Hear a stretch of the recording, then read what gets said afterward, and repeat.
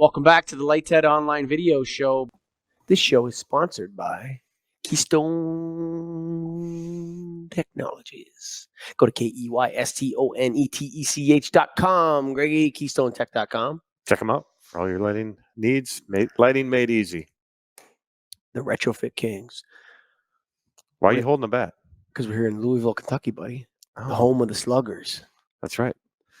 And we are at the IES Annual Convention. Maybe we're the Louisville Sluggers. We're the Louisville Sluggers. I'm not from Louisville, so we can't be the Louisville Sluggers. I'd love to be an honorary member of that club. Well, you've got a bat, so you can act like it. So, what's your take from all this IES stuff, man? You ever been to an IES conference before?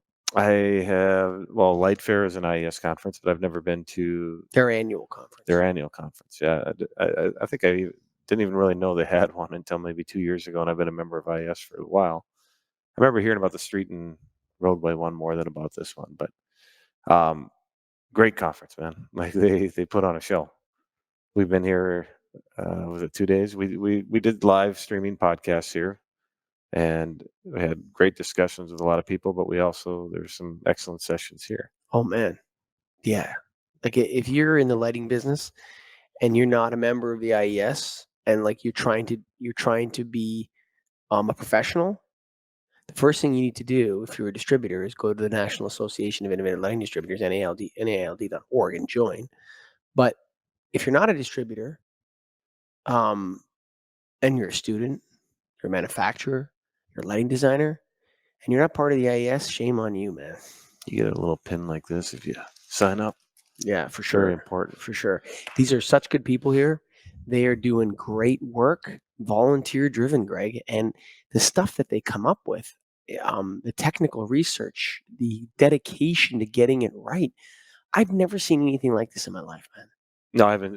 The collaborative effort of it is really what it's about. You see people that try to lead it.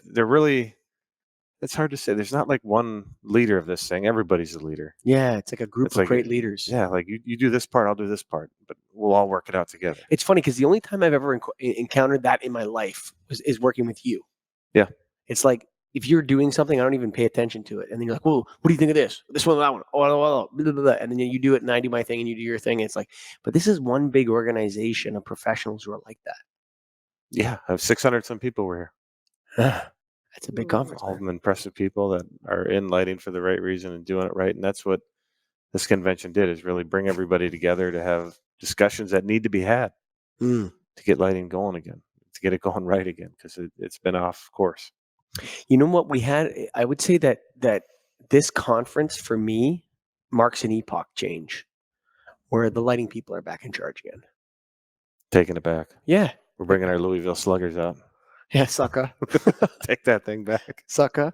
We're going to, it's like, it took some time for people to get their bearings. I mean, they say, when we originally talked to Tom Butters and actually before that, when we talked to Randy Reed, and, we talked about the IES and the IES, what's going on with the IES? Where is the IES? We need you. We're out in the wilderness here. There's a vacuum of leadership.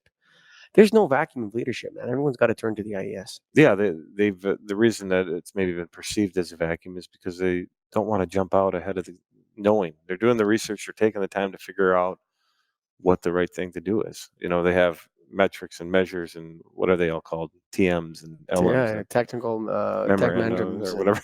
Lighting measurements and technical memorandums and lighting metrics and technical memorandums. And yeah, it sounds all dorky. But man, what an exciting time for TM30. That's wild stuff, dude. Yeah, they had experience rooms here that actually demoed some of the new things that we're looking at. One was TM30, which is a new metric for color. Measuring color. Get rid of CRI and go to that.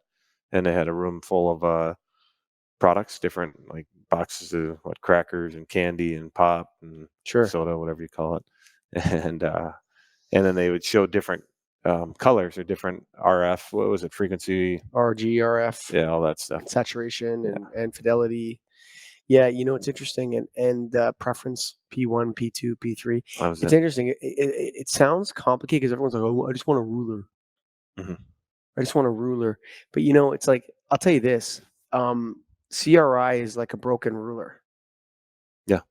Right? It's like a ruler that doesn't measure properly. I'm never here to fix it. And that's It's what they're about saying. 8 inches. You know Yeah. what I mean, or whatever. It's Yeah. like a broken ruler.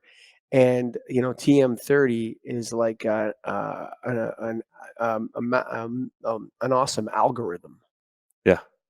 That we by can't comparison. really understand, but we could see it, and you Yeah, can see what exactly. it really comes Yeah, down I'm not to. going to try to describe it here because I need a little bit more time with it to understand it rather than talk about it.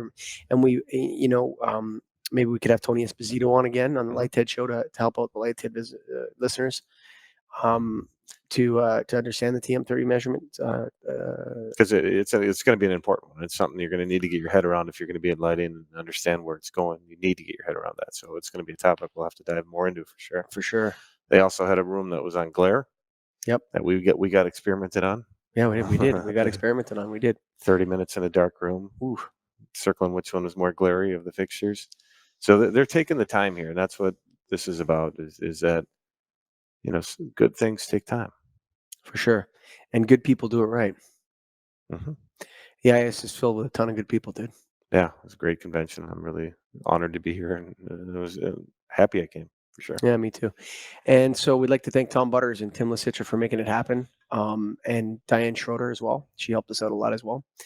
But for right now, we're going to tell you that this is brought to you by our friends, man. Let's call them friends, wouldn't you?